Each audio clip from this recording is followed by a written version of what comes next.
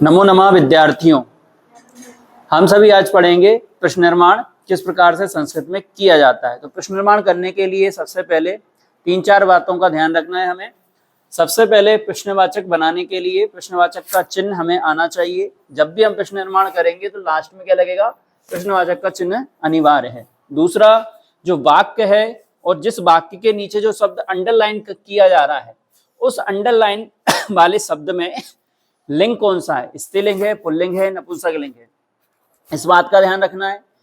तीसरी बात याद रखना है कि उसमें विभक्ति कौन सी है, प्रथमा द्वितीय सप्तमी विभक्ति तक कोई भी विभक्ति हो सकती है। और विभक्ति अगर आपने पहचान ली तो प्रश्न निर्माण के लिए कौन सा शब्द वहां पर आएगा वो आप आसानी से उसमें लगा सकते हैं। और चौथी चीज है आपकी वचन, और उसमें वचन कौन सा है, एक वचन है, द्विवचन है, बहुवचन है। क्योंकि अगर हम वचन नहीं जानेंगे तो उसमें अगर बहुवचन लगाए और हम एक वचन का प्रयोग कर देंगे तो ये गलती होगी। और उसके लिए प्रश्न निर्माण के लिए कौन से वाक्यों का प्रयोग करते हैं, पुल्लिंग के जो किम के रूप हैं, स्त्रीलिंग के रूप हैं, नपुंसकलिंग के रूप हैं। यहाँ हम पहले पुल्लिंग के रूपों को देख रहे हैं। एक बार हम बोलेंगे, कहा कऊ के, कम कऊ कान, कैन काभ्याम कई, कस्मै काभ्याम केभ्या, कस्मात् काभ्याम केभ्या, कस्य कयो केशाम और कस्मिन कयो केसु। ये सर्वनाम शब्द हैं और इनको प्रश्न निर्माण के लिए प्रयोग में लिया जाता है। और भी ऐसे शब्द हैं जिनका प्रयोग हम करेंगे। पहला वाक्य देखते हैं, सुवर्णस्य समृत्या संगत्या तृणी बभूव। अब इसमें जरूरी नहीं है कि इस पर अंडरलाइन आई है परीक्षा में तो इस पे ही आएगी, इस शब्द पर भी अंडरलाइन हो सकती है, किसी भी शब्द पर अंडरलाइन हो सकती है। तो जिस शब्द के नीचे अंडरलाइन है परीक्षा में हमें सिर्फ उस शब्द को बदलना है, बाकी आगे और पीछे जो शब्द लिखा है वो वैसा का वैसा हमें उतारना है। जैसे कि हमने सुवर्णस्य समृत्ता उतार लिया, अब संगत्या में क्या दिख रहा है, या दिख रहा है, और संगति इसका मूल शब्द है, पहचान लिया हमने। संगति की तृतीय व्यक्ति क्या बनती है, संगत्या। क्या बनती है, संगत्या। तो इसमें क्या आएगा, स्त्रीलिंग का रूप आ जाएगा कया। तृतीया में केन की जगह पर स्त्रीलिंग में क्या बनता है, कया बनता है।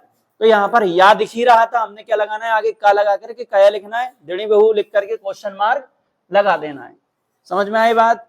आपको ये नहीं करना है कि हमने सिर्फ कया लिखा और प्रश्नवाचक चिन्ह लगा करके आ गए, आपको नंबर नहीं मिलेंगे। आपको पूरी लाइन उतारनी है और सिर्फ एक अंडरलाइन वाले शब्द के स्थान पर हमें किम के रूप बदलना है।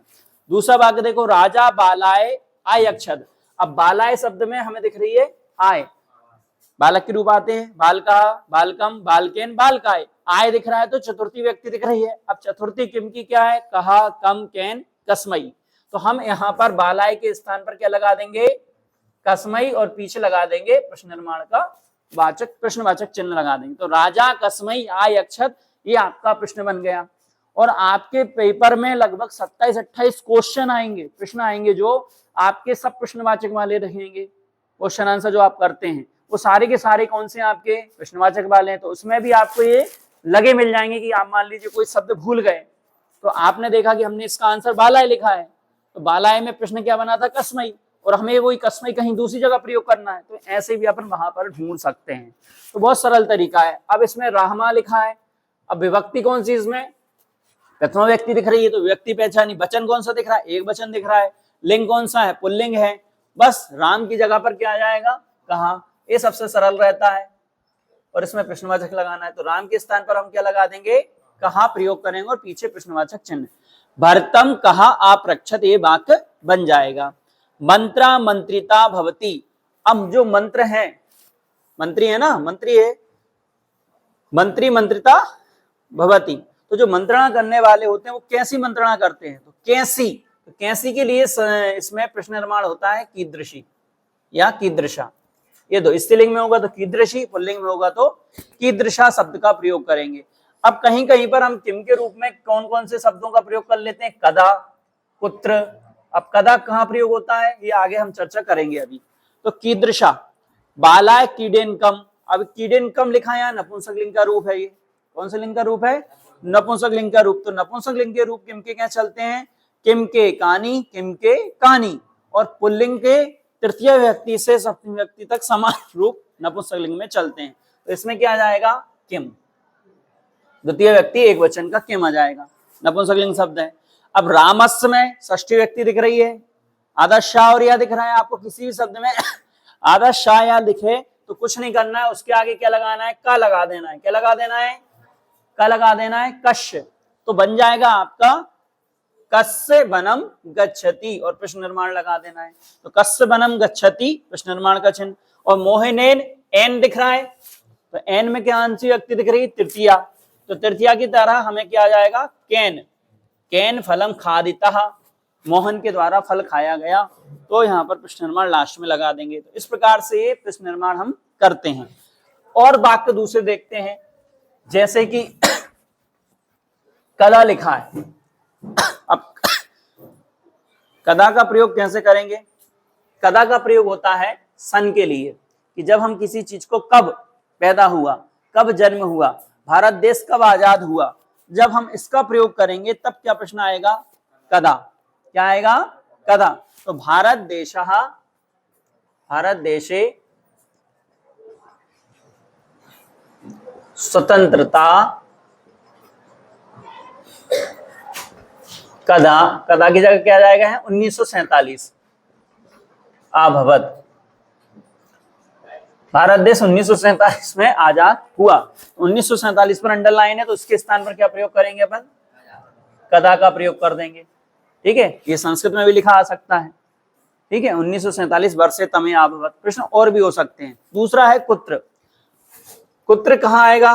भोपाल नगरे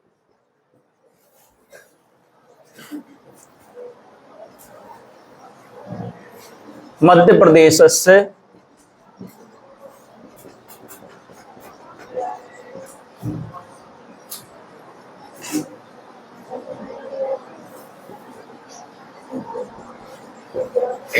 हृदय अस्ति। भोपाल नगर में मध्य प्रदेश का हृदय है। ठीक है, तो इसमें लगाया अंडरलाइन कहां पर?